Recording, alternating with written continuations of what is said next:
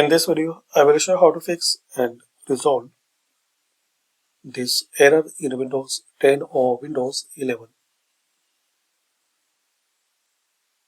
Lvrs64.Sys is causing issues and you are unable to remove it.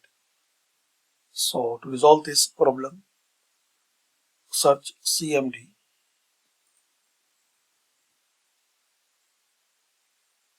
Now run as administrator.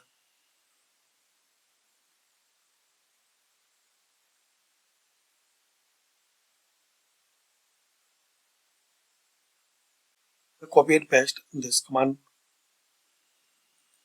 I will give in description. So once you copy and paste and press enter, so you will see driver package uninstalled. Driver package deleted successfully. Now exit and restart your system. Only guys, after restart you can fix and resolve this error. So thanks for watching and comment this method works for you.